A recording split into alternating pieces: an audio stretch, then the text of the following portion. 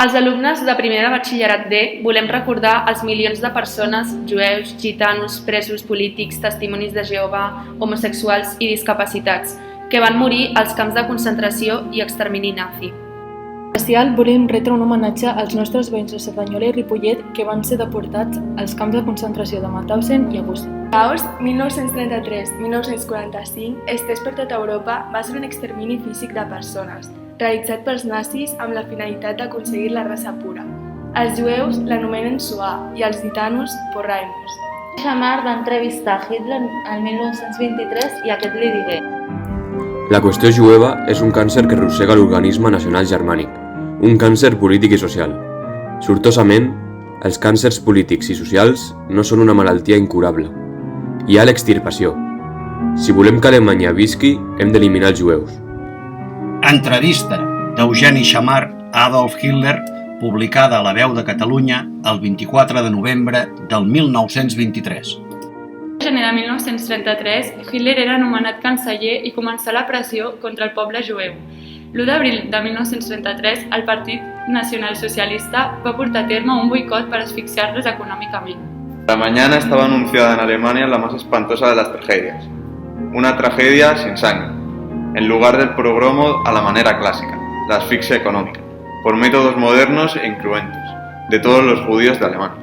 Eugeni Shamar, ahora 1 d'abril de 1933.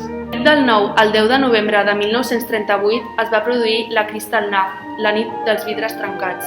L'assassinat d'Ernst von Rath, diplomàtic nazi, a París va servir d'excusa per atacar a la comunitat jueva a Alemanya. La policia no hi va intervenir ja que Heinrich Müller, cap de la Gestapo, va enviar un avís de que es produirien unes accions contra els jueus i que no s'hi havia d'intervenir.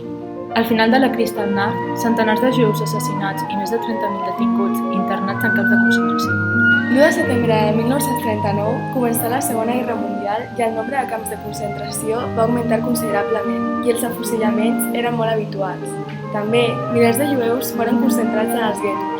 Eren barris separats i administrats per la comunitat jueva i aquests eren obligats a treballar per als nazis. A l'acció final, 20 de gener de 1942, els jueus ja no són enviats a camps de treball o de concentració, sinó a camps d'extermini.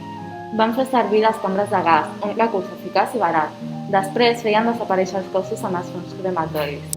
Auschwitz-Birkenau, Chelmno, Belzec, Majdanek, Sobibor o Treblinka. Per explicar la tragèdia de la història ho hem fet a través de la historieta de Maus, una història de supervivents.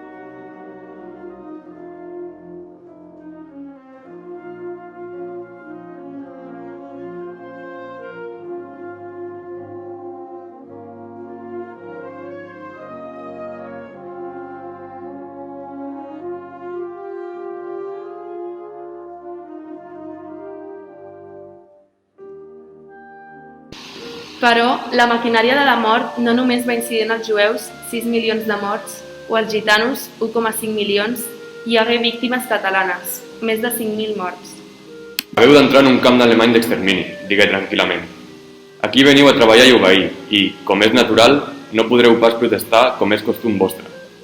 No cal que pregunteu res, tot està prohibit i els càstigs al que es pensen ser espavilats són molt severs. Recordeu sempre que la més petita relliscada es paga moltes vegades amb la vida. Joaquim Amat Piniella, K.L. Reig. 10 comes i comes. Cerdanyola, 1921, França, 1994. Va ser internat a l'Estalag 17B a Krems, Àustria, el segon camp de presoners de guerra més gran construït pels alemanys i el de pitjor fama. El 19 de desembre de 1941 va ser traslladat a Mauthausen. D'aquest camp central va ser desplaçat a la vila d'Esteyr, al sud de Linz, com a part d'un comando que havia de construir barraques pels presoners que treballaven a les fàbriques d'armament. Després va ser traslladat al camp de concentració de Gusen, on va treballar a les pedreres de granit, juntament amb altres republicans espanyols, en diverses fàbriques i també a les cuines. Va ser alliberat a Mauthausen per les tropes nord-americanes al final de la Segona Guerra Mundial. Josep d'Atzira Casamitjana, Ripollet, 1912, Mauthausen, 1942. Procedia de l'estalag 6H, amb el número 5762. Fou traslladat a Mauthausen el 3 d'abril de 1941, amb el número 3916, i va morir a Mauthausen el 2 de febrer de 1941.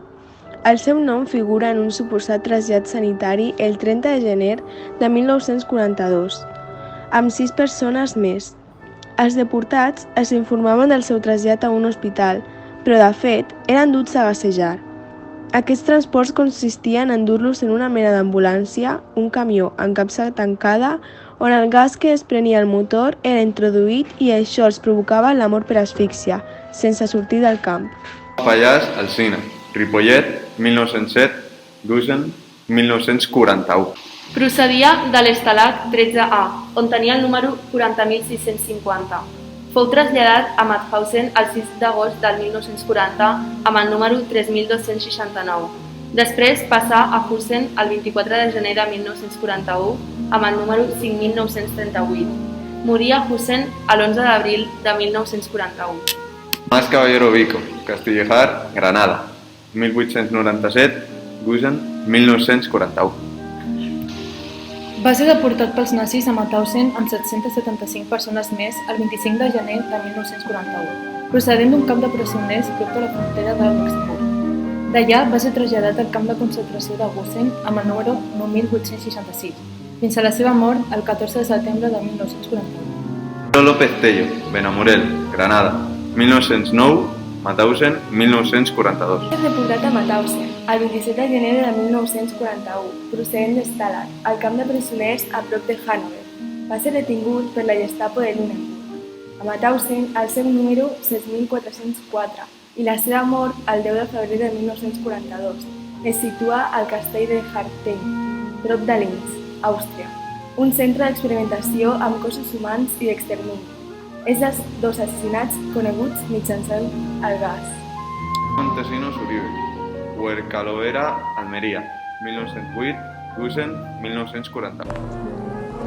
Va ser deportat a Mauthausen amb un contingent de 1.506 persones, entre ells un altre ripolleteny, en Sotero López Tello, el 27 de setembre de 1941.